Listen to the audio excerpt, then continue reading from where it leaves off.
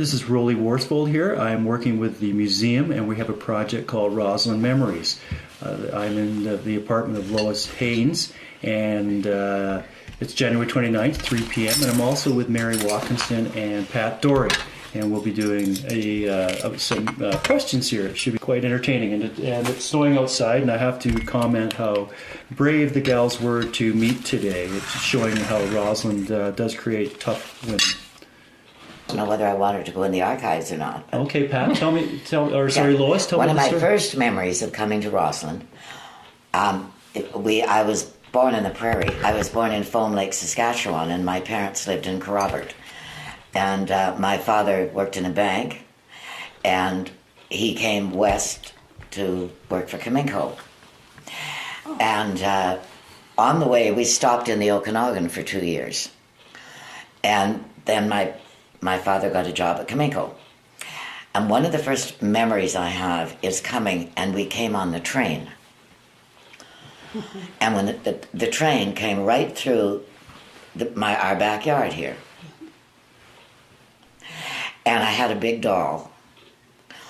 And the conductor kept saying, you have to pay for that doll or to ride on this train because it's as big as you are.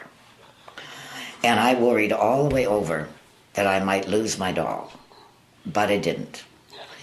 So when we came to Rossland, my father had rented us a house.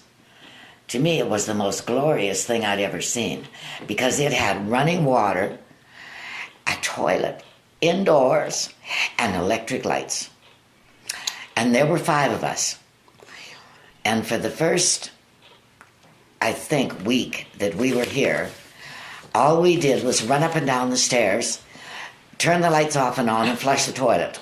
And my mother said one day, you flush the toilet one more time, and we will build an outhouse. That was the end of our running up and down stairs, turning off and on lights, and flushing the toilet. I like that story. It is a great story. Very cute. Now, Lois, you came when you were 8.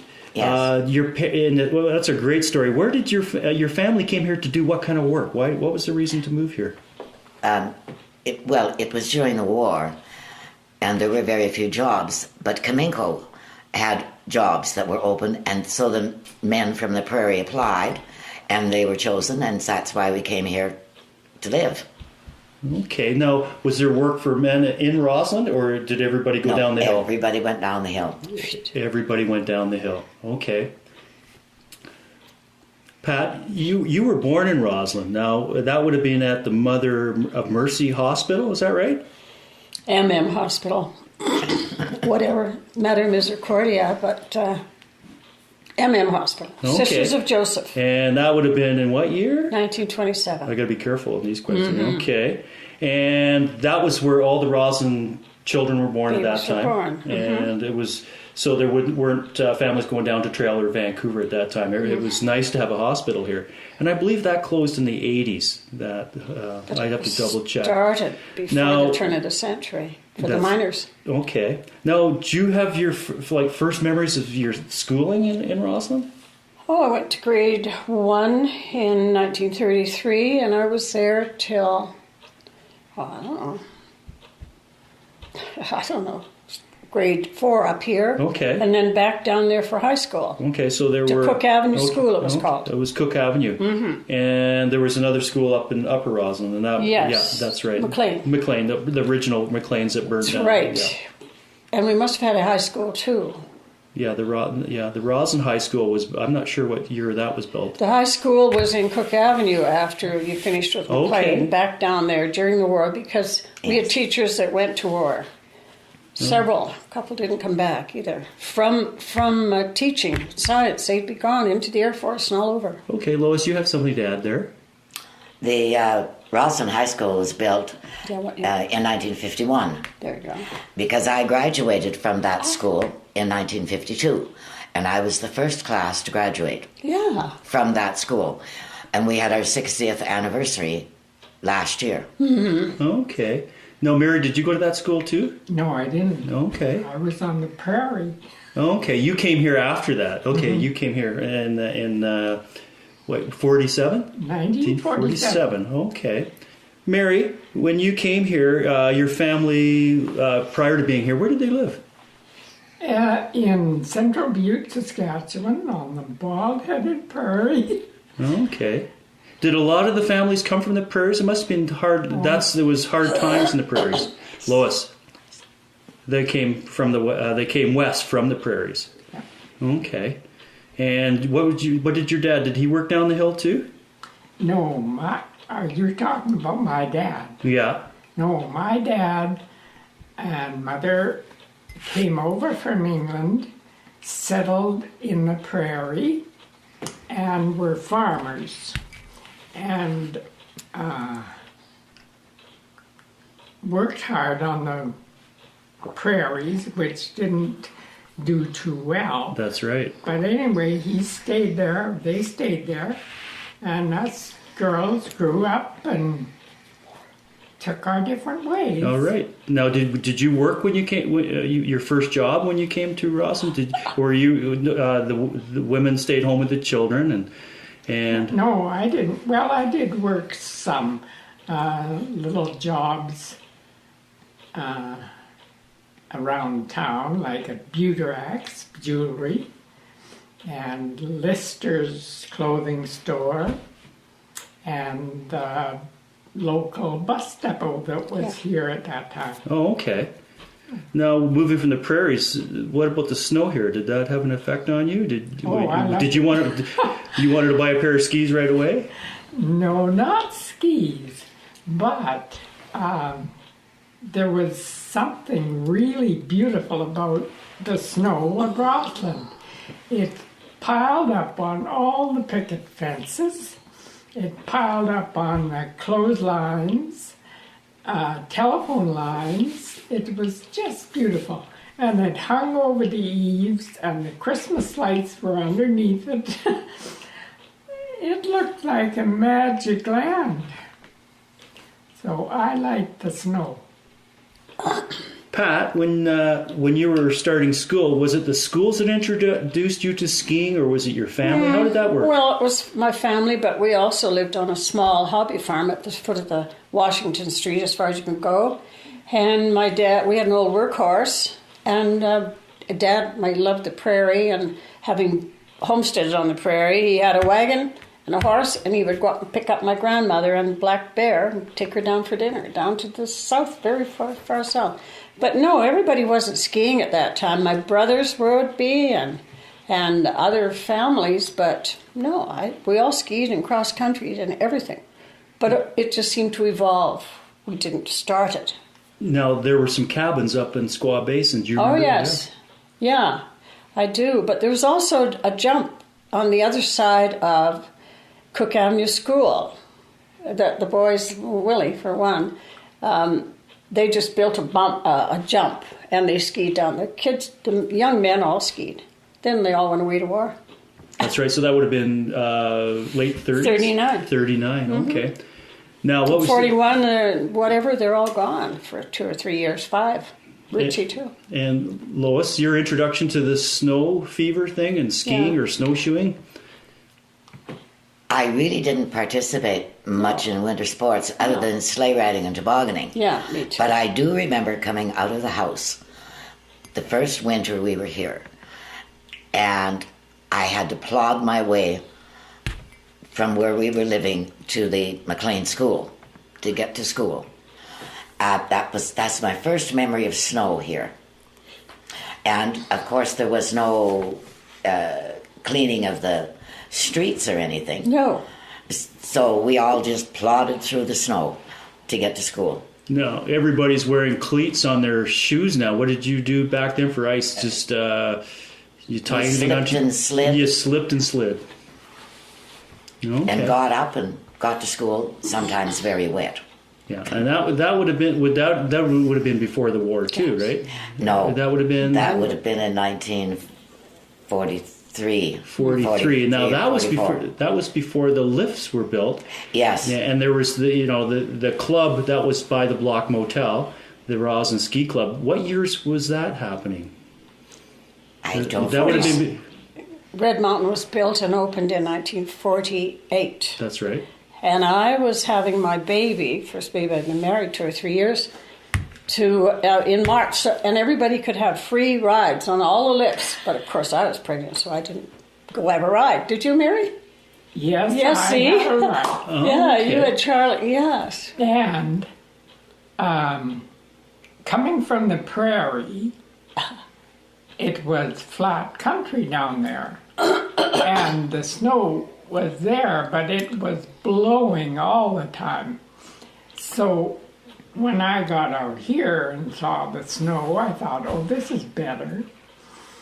But going up on the lift, okay, I thought that would be great to get to the top of that mountain.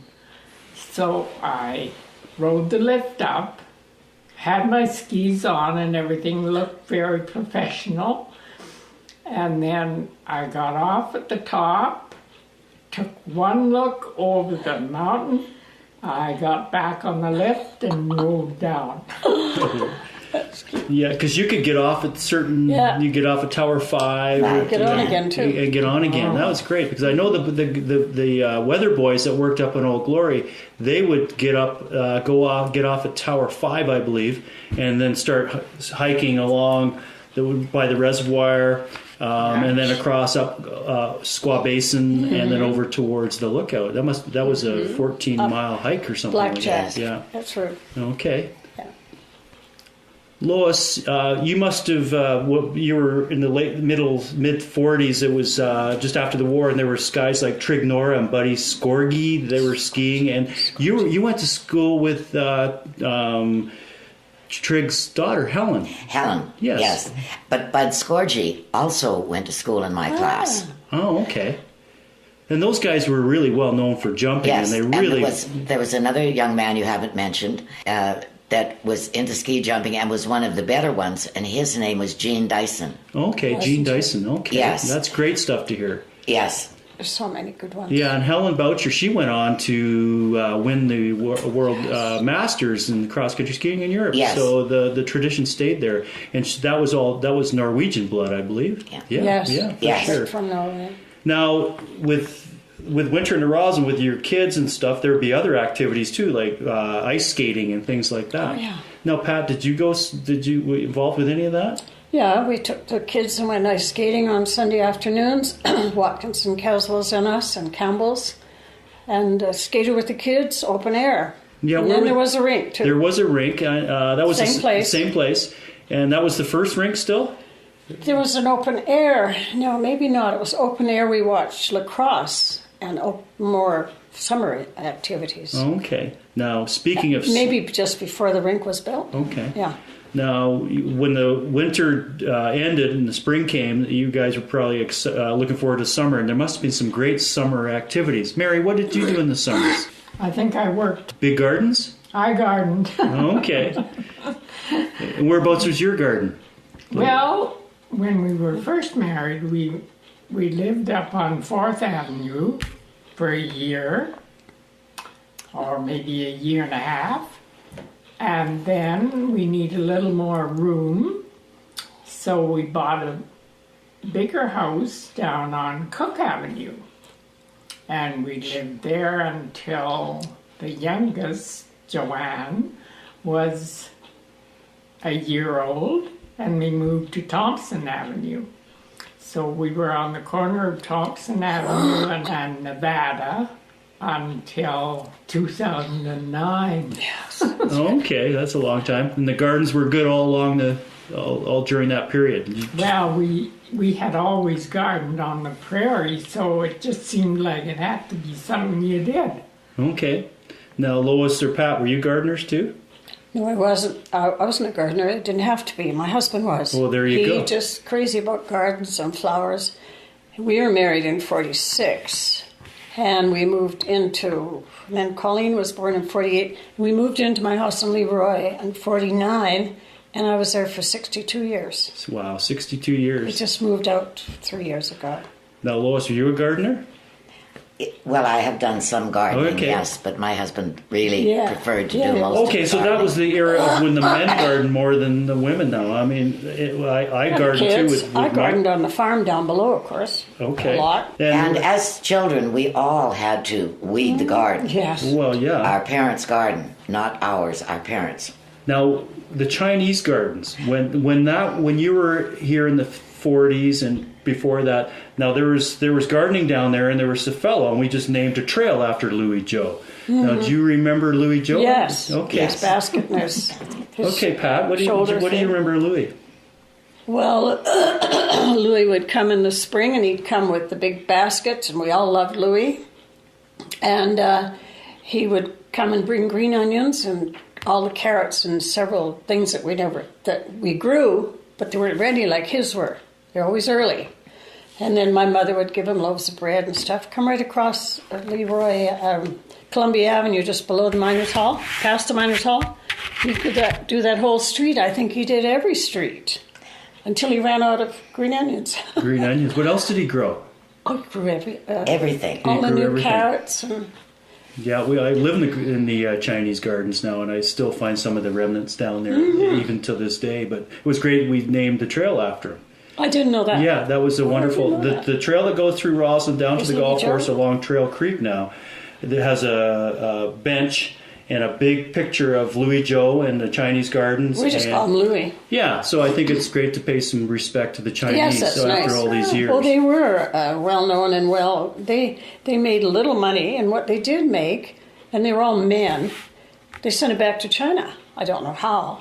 Right, and For their children back there. At least that was they said. Now there was still a head tax in the early days with the I don't Chinese. know. Yeah, Yes. yeah, I believe there Was was. there? Yeah, I'm not sure when that all ended. And what is it? It was to pay, you had to pay big dollars, I believe, to stay in the country. Oh, I didn't know that.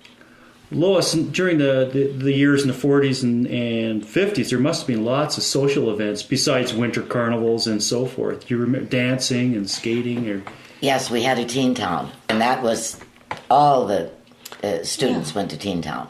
And there were dances at the school. We skated, and not so much when I was a teenager, but before that, in the summer, we did a lot of huckleberry picking. Yeah, well, that continues. Yes. The hiking that you did to pick the huckleberries was an activity. Now, did you go up to Rad Mountain, or did you go over? No, We did the we- Whiskey we- Trail. We Okay. went up to Kootenai, Columbia. Okay, KC, Kootenai, Columbia, and you went over to the Whiskey Trail over. Whiskey Trail or Cascade Summit. Okay, yeah, and the Cascade Road was the main road that Dirt you road to guys Christina. used to Christina Lake. And it was in Yes. the early '60s. They built That's the 3B connector. Do you remember taking that road? Oh, yes. Yes. Can we hear some stories about that piece of road? It was, well, you can still go over the second part of it, you know. Have you done it? Mm-hmm. Yeah. I haven't, thanks. Yeah, but you guys remember But going? we used to go when we went to Christina Lake, and what we did often, every year. My dad was from Newfoundland, and he built a clinker built, usually, in the house on Columbia Avenue. And then we'd take it to the lake, and he'd sell it. And when we went to Christina, you could go down through Northport, dirt roads, to Singer's Junction, to Kettle Falls, and then to Christina, because there was the summits were dangerous. How many? 28 or whatever Yes, things? I don't know how yeah. many. Yeah. Oh well, that must have been quite. He loved the water, and that's where we went every year. And quite often, you joined us and had campouts with all our kids and sleeping in station wagons and tents. That's right. So Mary, you spent a lot of time at Christina Lake too. Yeah. Oh, yes, Yeah, we relatives. did. We had a lot of fun there, Yeah. but that was after 1947. That's when the kids were little. Yeah, that's right. Yeah. There was people had cabins at Christina Lake at that time. We rented cabins or went in a tent and a station wagon with curtains on it. Perfect. Kids got up and the men went golfing, they'd come back. The men had a better time than we did. We looked after the kids in the water and fed them. And No summer quite a activities here. story. Were any of your husbands golfers? Well, they did. In fact, they used to go golfing, and they used to say they had never golfed on dry grass. It's always wet when they went in the mornings. They went someplace. Three or Right. four men, close friends, eh? Okay. And just, You went to church, too, and all this. Lois, what do you remember about your first time going downtown? Well, it was so wonderful. We went in to this great big store, and it belonged to Hunter Brothers. And my mother was shopping. Jimmy Hunter. And so she bought something, and they had what I thought was a big clothesline, and on the end was a purse. And you gave the money to the clerk put it in this purse, and it traveled right to the other end of the store. They put the change in from the office, I guess, and then it traveled back. And because we were rather a large family, the people in Hunter Brothers were very good to my mother. Because during the war, everything was rationed. Sugar, gasoline, Margarine. liquor, margarine, peanut butter. So when they would get a large order, there were about 10 large families in Rossland. They would always put extra jam away for my mother, and if they had any sugar, they would put it away. And then we had a neighbor, Mrs. Yarmolic, and her husband was in the forces, and they never used their sugar coupons. So my mother used to exchange her liquor coupons for sugar from Mrs. Yarmolic. And it was a time of bartering amongst people. What they didn't use, they traded with their neighbors. And I always thought that was really quite interesting. And then I remember when coffee was not rationed any longer. And I waited and waited. And you couldn't get coffee rations until you were 10 or so. And I waited and waited for my coffee rations. And they came. I said to my dad, I've got my own coffee rations. I can drink coffee. And he said, no, dear, that coffee's for me. You still have to drink the milk from Springs Dairy. Wow. So in those days, could you do all your shopping on the in Rossland? Now everybody has to shop online. No, Pat, yes. could Yes. you do that? Could you do all your shopping in Yes, town? you do your shopping. You go into the butcheria and you get bread and milk and whatever. And we made and baked and bread and stuff. And they write it down. And then at the end of the month, you go and pay it on meat, wieners and hamburger. And Yeah. And so you could buy all your hardware, yes, you could buy everything. all your that you needed. TVs, everything that you needed. TVs, there was no TV. Wow, in late 50s and 60s. All right. Now, did you ever have to go to trail in the road, going down to trail? Oh, yes. No, I never did. Not to shop, just why would we go to trail? Maybe. Oh, I played basketball. We used to go down to the school and trail, the big one, center school, Central School, where the theater is now, and go and have basketball exchanges and tournaments and stuff. Okay, Mary, when you used to go shopping, was it a daily event, or when you would go downtown to do your shopping when you had the kids, or Maybe. yeah? No, I don't think it was a daily event because on the prairie, it was maybe like a monthly event. So I was used to that, you see. So I would just do it maybe once a week. And I thought, wow, Write it that's down. kind of often. Yeah, that's right. No, it went On payday. on payday. Now I have Two pays. I have a question for all you ladies. Now, we talked about Louis Joe and Trig Nora and some of these individuals. Now, there must be some other individuals that you remember that come to your memory. Lois, you're laughing over there. You have to tell us about one. I remember Mrs. Jess. Oh, yes. I can't tell you very much about her except she lived in a little shack with a lot of cats. Going towards Dermot. And she walked down and she dressed all in black from head to toe. And pulling behind her on a little rope was a cardboard box. And one summer I worked in Freddie's bakery. And she always used to come to the back of the bakery to see if we were throwing anything away. And Freddie used to wait for her. And he would give her mostly buns and bread. But she would walk around town with this box dragging behind her and look in what garbage was downtown, fill her box and go home. And she was a wonderful old lady. She was. Yeah, do you remember everybody, Mary, that Well, individuals? I heard about old Jess, and she had been a dance hall girl. Or more. Or more, okay. Yeah. Better not take that. Anyway, She had she cats. was so, they talked about her a lot. So I was very interested in the parades, the good carnivals and things that they had. It just blew me away because I had never seen anything like that.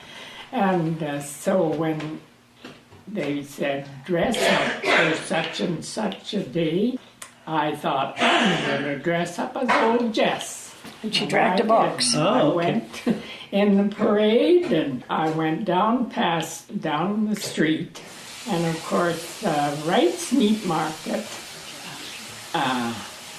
One guy from Wright's Meat Market came out and said, "Oh, I know you. Just a minute." And he ran in the store and brought out a huge bone and Yes. put it in my box. Well, she had cats, and that's why Oh, okay. she had meat in there. She might have had buns from Freddie too, but she had meat in there. And she went right past our house, just past the Miners Hall there. We lived on Columbia Avenue till 39. And Mom would give her bread and stuff. And we used to sit on the rocks and say, "Oh, Lady Jess," and So that "Oh, might Lady be, Witch." And we got spanked for it Oh, okay. because we never did that again. It might be a good idea for somebody in a parade to come up in the future. Right? She was several years old, Lady Jess. Okay, that's In great fact, to I'm hear. surprised you weren't on the other night. Now the parades in Rossland, now, is that a memory? Like there must be years where they weren't happening during the war and so forth, but there was always parades here, I believe, whether it be winter carnival. Yeah, there were. yeah. And it was in the park where Wrestling Park is. There used to be a circus would come to town. Or either come to town or else it was local, and that's where they had a lot of entertainment and kiosks, and people would have picnics in there too. Right where the Wrestling Park Lodge is. Were there any celebrities that came to Rossland? John L. Sullivan was fighting, and who else was it? Not Joe Louis. It was John L. Sullivan. Well, that's first Okay. turn of the century. In the Miners Hall was said to be in there. I don't know. Now, imagine the Rossland Club was gone before your memories. It was down. No, I remember it above the Eagles. Yes. Now that was pretty fancy. Gentlemen's Club. Club. It was Jimmy Hunter and the finer people from town and merchants. You mean the upper class? Yes, the upper class. And there were pool tables We and weren't there. lounges, and it was pretty And- well done. I believe. yes, and fine liquors and pool tables and card poker games. Yeah. Yeah. But there was another, Jimmy Patterson's was a smoke shop below, and they played poker in there, and what was it they always played? Anyway, Okay, and were there any breweries at that time still in Rossland? Yes. Well, there were some breweries still. right across from Now that we have one again. down Leroy, down, you turn at the hotel and go down the Irvin Hill, you call it. There's an older building there, and that was a brew shop and a laundry. Okay. Yeah, and then it finally got in to be a residence for a high school friend of mine. Yeah. Pat, what are the biggest changes you've seen in Oh, Rossland? well, everything's changed. Everything. Everything's like black and white. Black and white. For the better? For the better. Because we changed too. Mm-hmm. Yeah. No regret staying here. Oh, never, no. We could have gone and, lived in any other town. Any of us could have. You could have thought, well, I'll go back to the prairie. Never. I've been to Mary's farm in the prairie, by the way, Wow. in our younger days, and our kids were all young. Well, I came from Ontario, and as you coming from the prairies, Mary, I never thought snow came down like this, straight down. I always wondered where it ended up, where it would blow to. And I haven't seen a snowdrift since I've lived We here. traveled so much, I won't get into that, but we spent 2 years in Turkey. And when we come home from there in 78, my husband was working in Turkey. And we've traveled all over the world and around it, and I still don't see anything better than Rossland. What about you, Lois? What about you? Well, I've taken a trip across Canada, and I've been to London, and I went to Ireland to find my roots. And too. I really saw quite a bit. I really don't think there's any place better I than don't. Rossland. I call it the Garden of Eden. That's a We are good one. so lucky the world is in such a mess Yeah. right now, and everyone's Yeah. fighting close to Turkey where we were, and it's really sad. You feel the same way, Mary, about living here? Oh, yes, I'm settled. Pat, during the war, just before the war, there must have been lots of friends and who were being signed up to join the forces, and future husbands of your friends and so forth. How did that happen, or how did that pan out? Well, the year the war was over was May 45, wasn't it? Mm-hmm. And then VE was in August. And I was 18 in March in 45. And we decided to quit high school in grade 11. And we were going to join up. So we were a little late, though, because the war was over in May, so we didn't join. We wanted, you could get an education with the Air Force or the Army or the Navy if you went in. And we were 18, about 5 of us. But I worked in the post office and several other things during the war. And then when Willie came home, I knew his mother and all his whole family, and went to work with her in Wiener's clothing store, and then McCann's, and then Lister's, and I was there 11 years with Mary and several other friends. Okay. Yeah. Rossland lost some men during the Oh, yes. Oh, yes. Yes. Must have been some friends of yours. No, they would all be older than me, like little, Richardson and all of those fellows that died, Okay. Mm-hmm. And it was rough. Now, after the war, that must have been a rebuild time for the community too, right? A lot of the things hadn't been going on, any of the social life, and did that take long to rebuild? Oh, it was good social life, and everybody seemed to be prosperous during the war. Those 4 and 5 years, the women all worked at Kamenko with you see the bomb girls with the kerchiefs on, and older ladies, they went and worked at the Kamenko. That's right. Yeah. Yeah. And everybody had good times. Marie and I babysat. I had a sister and a brother and 2 brothers, and we had good times. Yeah, I believe they were Everybody making the did heavy have good water times. down at Yes. Kimiko. Yeah. You know what it was. You went up the stairs, and the more stairs you took, the heavier the water got.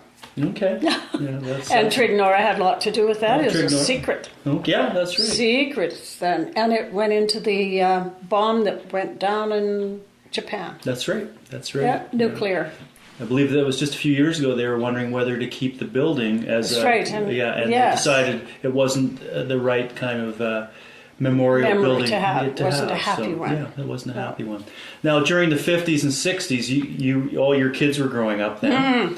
Now, getting married, and grandchildren, and so forth. Great-grandchildren. Okay. I have 16. You have 16. I have 11 great and 5 that aren't so great. No, Mary, you must have some grandchildren. She has 2. Yeah, but not nearly as many as Pat. And I didn't start young. I only had 3 children, but okay. my kids were good providers. Yeah, right. They go from age 1 will be 47 next month, down to 2 years old. Oh, okay. Yeah, no, they're all great, and thank God they're all healthy. Well, no, my grandson that's going to be 47, his wife has MS, so in Prince George. Okay. But they're great. Good. Now the 60s and 70s, during the peace time and the hippies and so forth. What was Rossland like then? Was it anybody remember anything different then?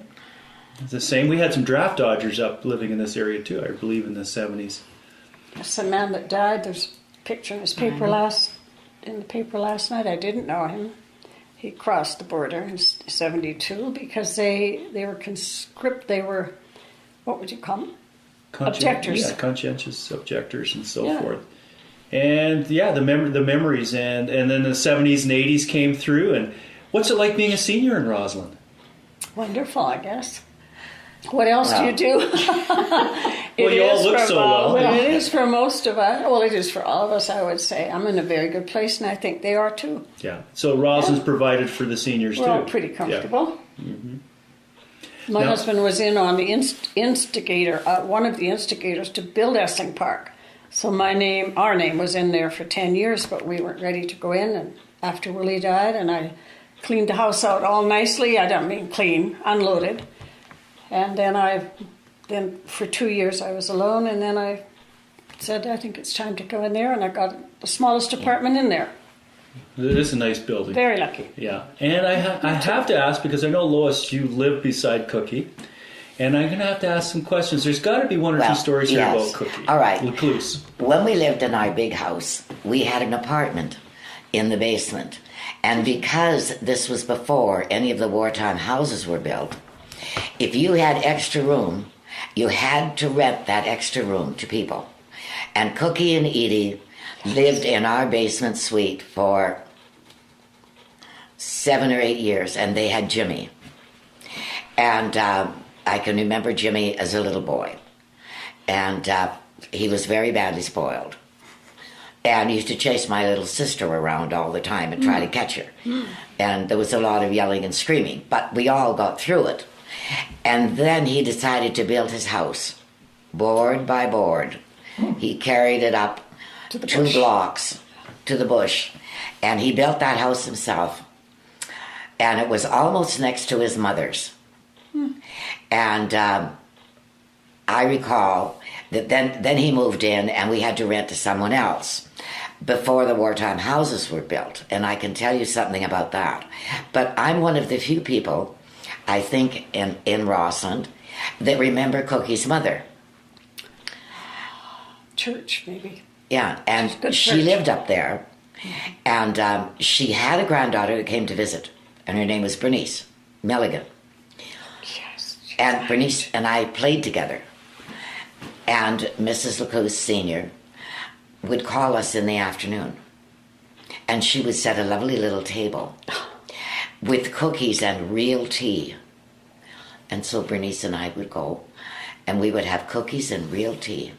And we would go back to play. So every once in a while, when Cookie got real smart, I'd say, "You better be careful, Cookie, because I know your mother." That always made him stand back. And one of his favorite sayings is, "You know, anyone under the age of 60 gives me heartburn. And I'm hurting right now." Any Pat or He Mary? used to bring Caroline, is it? Down as a little girl, Edie and Cookie, and the little girl, she's the same age as Cecilia. Yeah. Cecilia's now 58. And play on the lawn there for a while, and that's before he left Edie. Yeah. She was a cute little girl. Has she been around, by the way? Lois, you have another Cookie story. Yes. When both Cookie's children lived in Vancouver, and when he used to write to them, he always addressed them comically. His daughter was married to a Mr. Volk. So he would write Volks, and then he'd draw a wagon and send it off to the address, and they always got it. And then he'd write, "To my criminal son," and with the address, and Jimmy always got the letters. They would write back to him with the same type of thing. But that's why I've never forgot Caroline's last name, because it's Volk. So the postal system works a little different now. Yes, it does. Except she's quite sick now. Oh, I'm sorry to hear that. Pat, now you have some story about the way that Cookie could dance. Cookie and Edie were a very cute little couple, and the dances in the Technocracy Hall every Saturday night, probably. I don't know if they had a bar in there or not. And people would clear away. Cookie would play the drums all night, but intermittently he would get down and dance with Edie.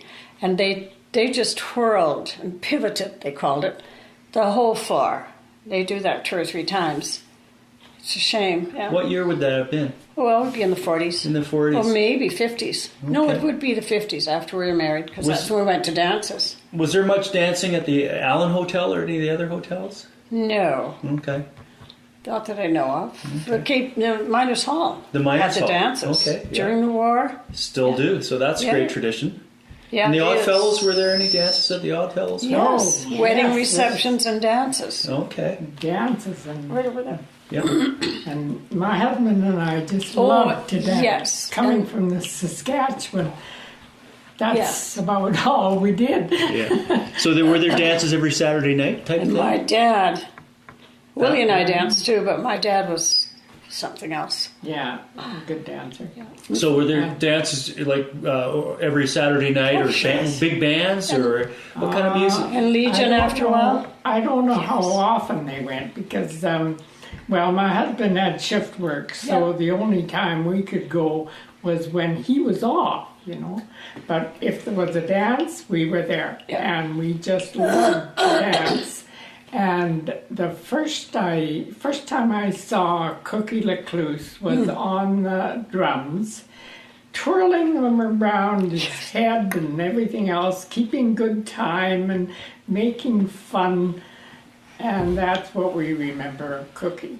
And he kept at it until, he did it the summer before he died. Yeah, that's right. He does it at the care homes. That's right. Yeah. That's I where saw we them. all saw him perform with Jack and Columbia View. Gene Fisher and that group. Yes. He was so generous with his time with the music, and I helped him carry his drums in a couple of times. And Lauren DePaulis, the trumpet player I know better than I know Cookie. And he liked to drum.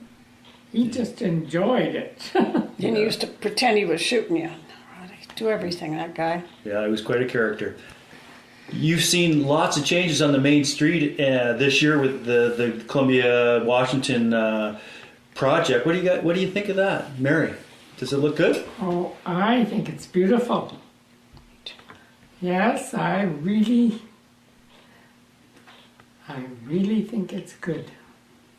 And what about that statue of Ulos? You think is he a good role model for our young people? No, I'm not going to go there. No, I think he was. I think that's why a lot of people ended up here skiing too, is that kind of energy.